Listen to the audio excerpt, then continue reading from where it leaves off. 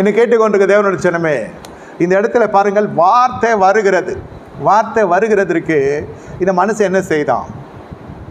இந்த மனுஷனுக்கு குறைவும் தெரியல, மணவாளனுக்கு ஒன்றுமே தெரியல. ஆனால் ஒன்று மட்டும் தெரிந்திருக்கிறது, இயேசு அழைக்கணும், இயேசு அழைக்கணும். அவருக்கு பிரபலியம் இருக்கிறதோ, அவரை குறித்த தான பின்னணியெல்லாம் தெரியல, இயேசு வரணும். அந்த அளவுக்கு அந்த மனுஷன், அந்த மனுஷனுடைய நடைகளெல்லாம் உறுதியாக இருந்த தொட்டு தான் இந்த மனுஷன் வரான். அவன் எவன் பொண்டாட்டியை கல்யாணம் பண்ணதான் இயேசு வந்திருக்க மாட்டார். அந்த இடத்துல எப்படி தண்ணீர் வந்துச்சு? தண்ணீர் எப்படி வரும்? திருமண இதில் யூதருடைய முறைமையின்படியாக சுத்திகரிப்பு என்பது திருமணத்தில் தேவை. அதுதான் நான் இன்றும் சொல்லுகிறேன். நீங்கள் தண்ணியினால் சுத்திகரிக்கக்கூடாது, ஜீவ தண்ணீராக பரிசுத்தாவினால உங்களை சுத்திகரிக்கணும்.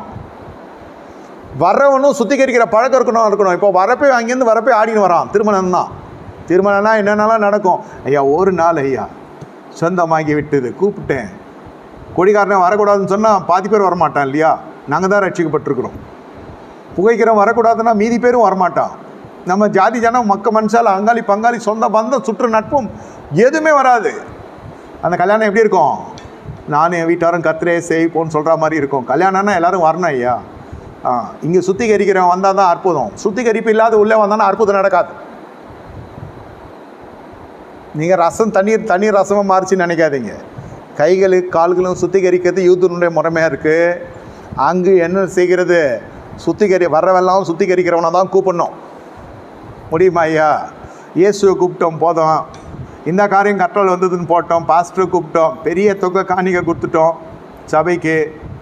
பாஸ்டர் வந்துட்டார், சீடர்கள் வந்துட்டாங்க, அவங்க அம்மா வந்துட்டாங்க, இயேசு குடும்பம் போதும்.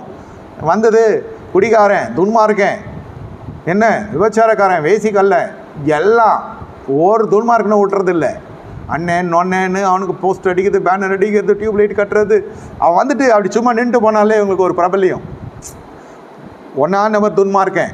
வேதம் சொல்லுகிறது சங்கீதம் 50, நீ துன்மார்க்கோடு ஒருமித்து போகிறா, என் பிரமாணங்களை எடுத்துரைக்க உனக்கு என்ன அதிகாரம் உண்டு? உன் ஜபங்கள் இதனால் தான் கேட்கப்படுகிறது இல்லை. மனசில் அண்ணனுக்கு ஒரு இடம் இருக்குது. எந்த அண்ணன்? கூட பிறந்தவன்லாம் கிடையாது, என் துன்மார்க்கவன். எத்தனை கொலை பண்ணா தெரியுமா அவரு? அதெல்லாம் இவனுக்கு ரொம்ப பிரமாதமாக இருக்குது. இந்த துன்மார்க்கம் எனக்கு தெரிஞ்சவன் சொல்கிறதுல எனக்கு ஒரு பெருமை இருக்குது.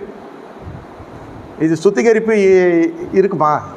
இந்த மாதிரிலாம் பண்ணா இது ஒரு சுத்திகரிக்கப்பட்ட ஜீவியம் தானே? இது பாவியோடு சேராத, துன்மார்க்கோடு சேராத, பரியாசக்காரோடு சேராதன்னு வேதம் சொல்லுது. நீ செய்வதெல்லாம் வாய்க்கும். நீ வேதம் படிக்கலாம், வேதம் தியானிக்க முடியாது இந்த கூட்டத்தார் இருந்தால் அவங்களோட. அது கூட 10 அதிகாரம்லாம் படிக்கிறதோ அது வச்சு அப்படி மாதிரி பிசாசு திசை திருப்பிடும். எத்தனை அதிகாரம் படித்தேன்? 5 அதிகாரம் படிக்கணும். நீ ஒரு அதிகாரம் ஒழுங்காக படிக்க முடியாது. படித்தா தியானிக்கிற எண்ணம் வரும். அந்த தியான கிருபையே தெரியாது நிறைய பேருக்கு. ஏன்?